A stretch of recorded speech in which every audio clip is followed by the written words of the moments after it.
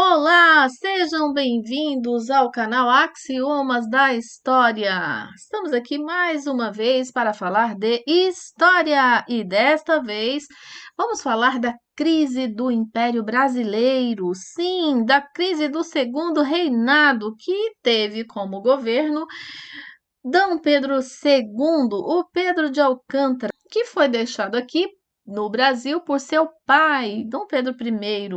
Mas antes de iniciarmos, já vai deixando o seu glorioso like, compartilhe esse canal com seus amigos, inimigos, pai, mãe, tio, prima, todo mundo que você queira, porque todos merecem saber um pouquinho mais da história do mundo. E hoje, em especial, a história do Brasil. Deixe o seu like, compartilhe e acione o sininho de notificações para que você fique por dentro das novas publicações que fazemos aqui no canal Axiomas da História. E sem bolodórios, vamos começar!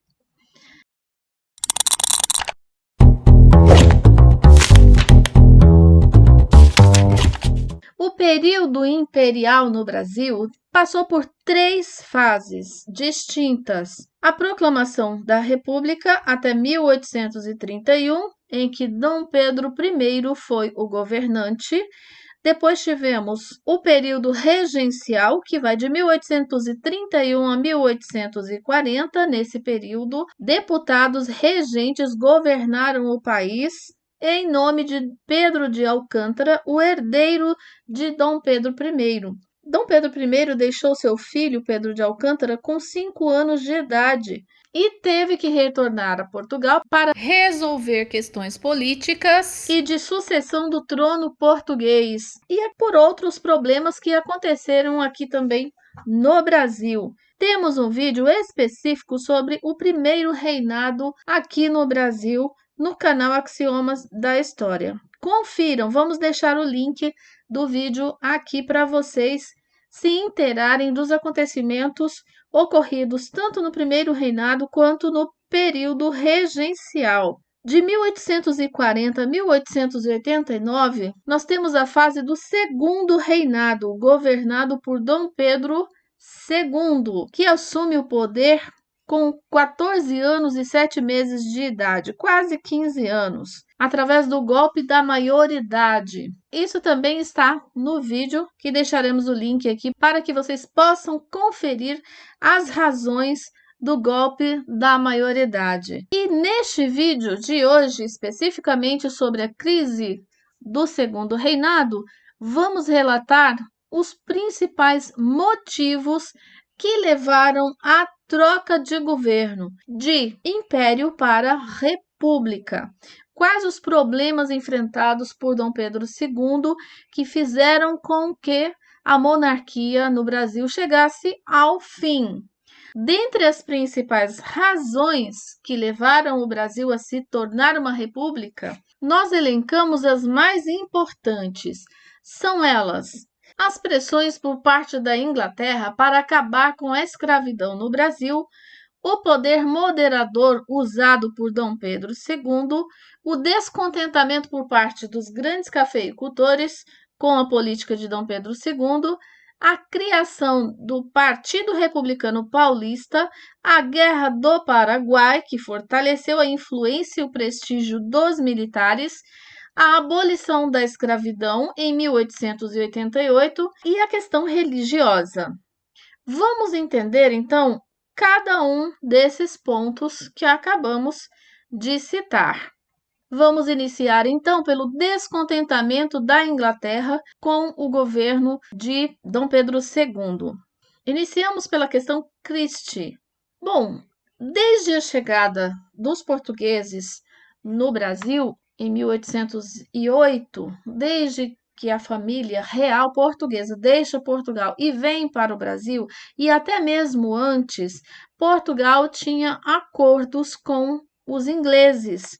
Acordos esses que foram mantidos no governo de Dom João VI e também no governo de Dom Pedro I. No governo dos regentes, muitos desses acordos também foram mantidos. Mas quando Dom Pedro II assume, a sua relação com a Inglaterra vai mudar um pouco.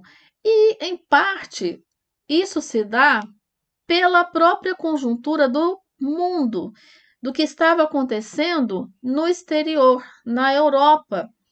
Nós estamos vivendo um período em que a indústria europeia está crescendo muito, principalmente na Inglaterra, na França, e essas grandes nações, elas comandavam praticamente a economia mundial. A Inglaterra tinha muitos acordos econômicos com Portugal, mas também havia o interesse do Brasil crescer economicamente em função do café, por exemplo, que era o produto de exportação do Segundo Reinado. É claro que haviam outros produtos, mas o café era o produto principal, o carro-chefe da economia no que diz respeito à exportação. E parte do dinheiro que os cafeicultores ganhavam com a exportação do café passou a ser investido na produção industrial no Brasil.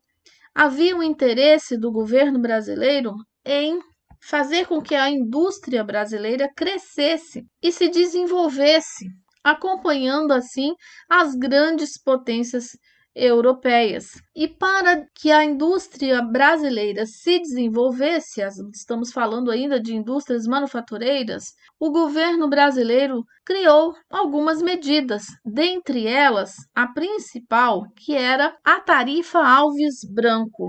Essa tarifa Alves Branco prejudicou bastante a entrada de produtos estrangeiros no país, principalmente dos ingleses que vendiam muitos produtos manufaturados para o Brasil. Por essa tarifa Alves Branco, todo produto estrangeiro que tivesse similares aqui no Brasil deveria pagar um imposto de 60%.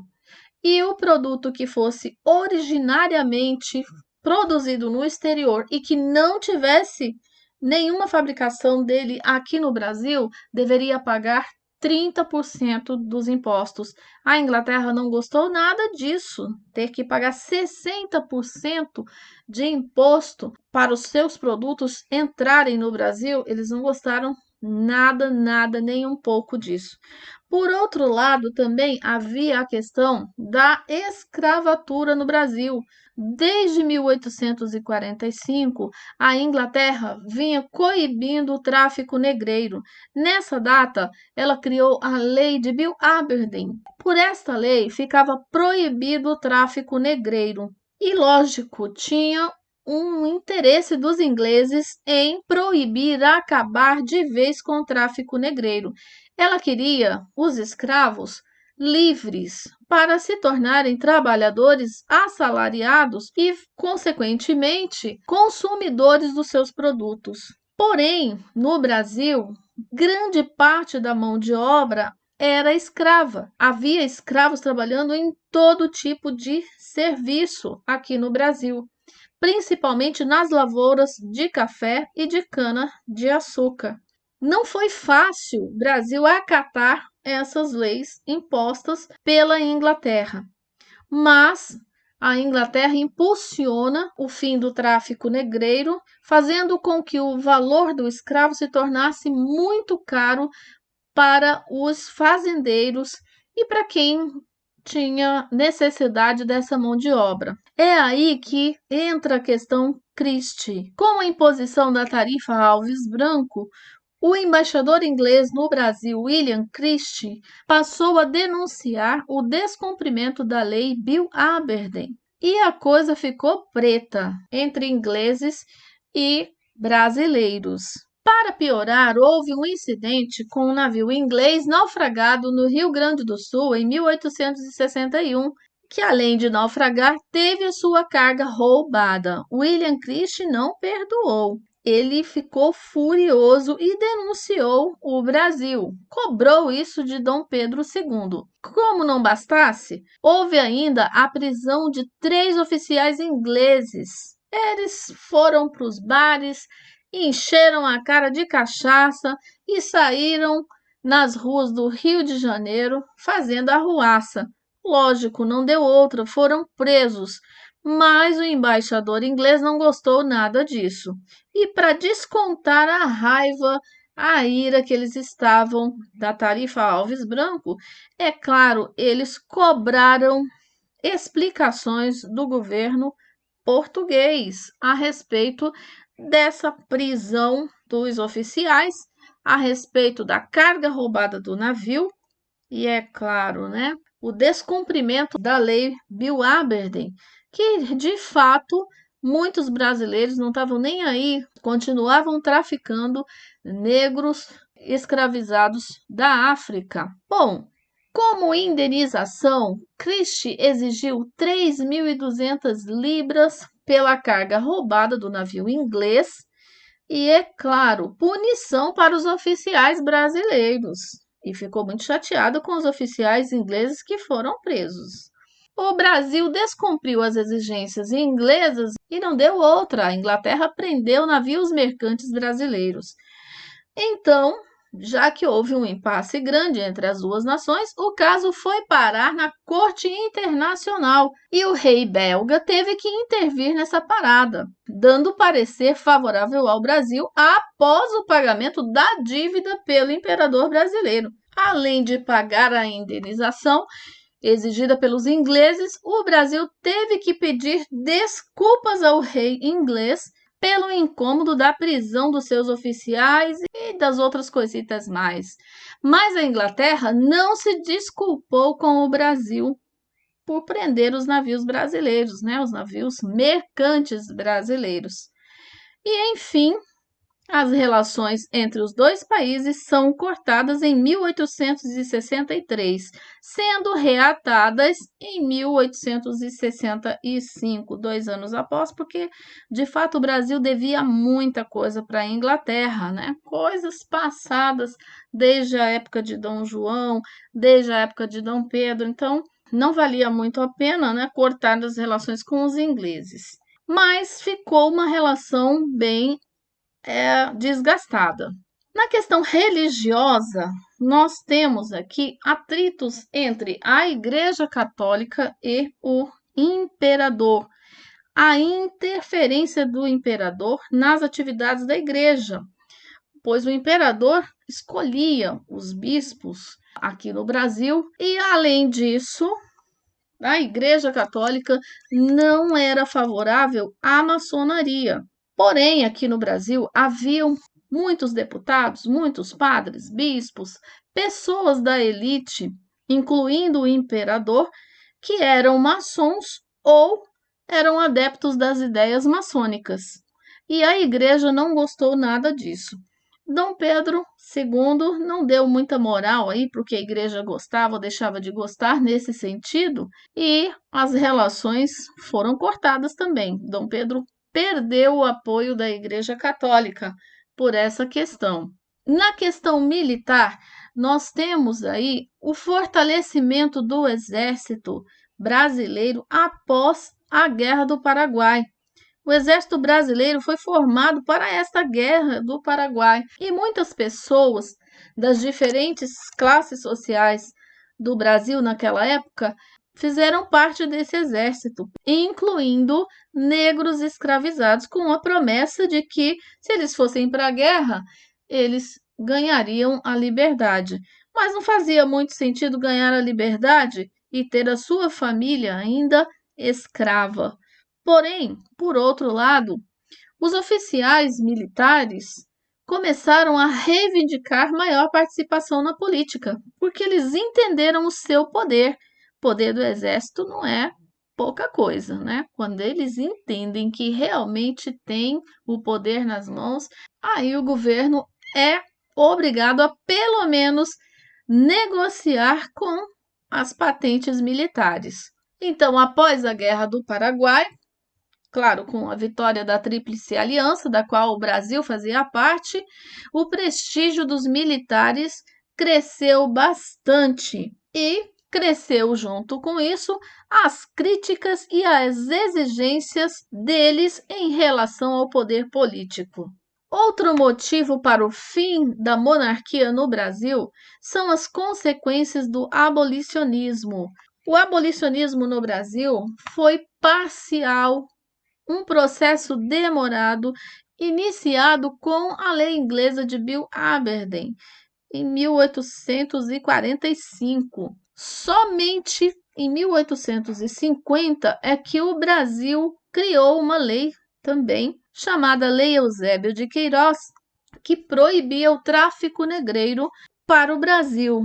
Depois da lei de Bill Aberdeen e da lei Eusébio de Queiroz, outras leis abolicionistas foram sendo criadas por vários motivos. Não porque o imperador quisesse libertar os escravos, não era isso, porque apesar dele ser muito bem informado, de querer um país economicamente desenvolvido, ele procurava evitar a questão abolicionista, uma vez que a mão de obra escrava era muito grande no Brasil, principalmente nas fazendas de engenho e fazendas cafeicultoras.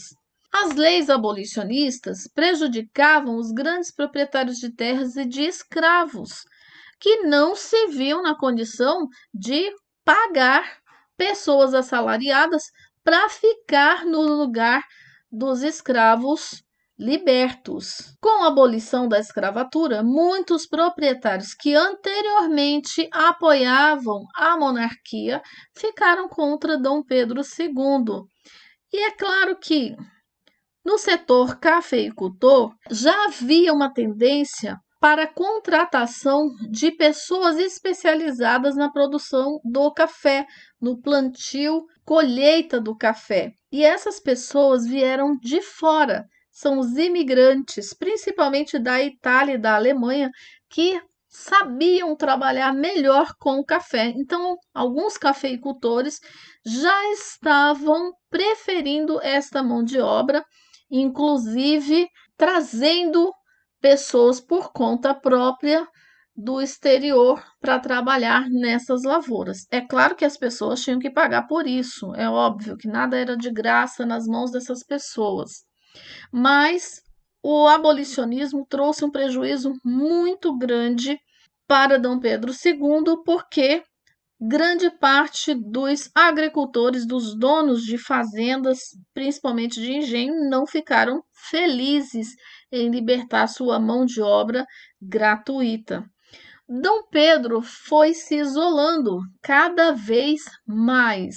E esse isolamento se deveu justamente pela falta de apoio dos militares, da igreja, dos grandes proprietários de terra, dos abolicionistas também, porque no Brasil havia muitos membros da sociedade, inclusive da elite, que eram abolicionistas. Não achavam justo, não achava correto um país em pleno final do século XIX continuar sendo escravo. O Brasil foi um dos últimos países a libertar os seus escravos aqui na América.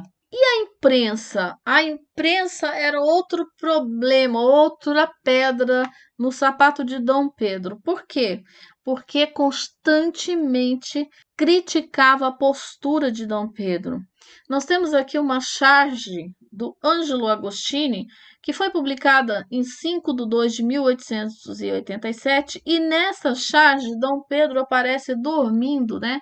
Um velho, uma pessoa já idosa, e ali dormindo, cochilando, enquanto vários problemas estão acontecendo no Brasil e ele não tem força para resolver esses problemas. Veja na charge que ele está informado dos problemas, né? Porque tem vários jornais aqui de diferentes imprensas, né? E que estão contando, denunciando, mostrando os problemas que ocorrem no Brasil e, claro, também no mundo.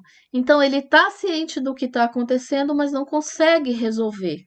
Ele é passivo em relação aos problemas que estão acontecendo. Então, a crítica maior aqui é a passividade e a inoperância do imperador em meio a um período de dificuldades no país.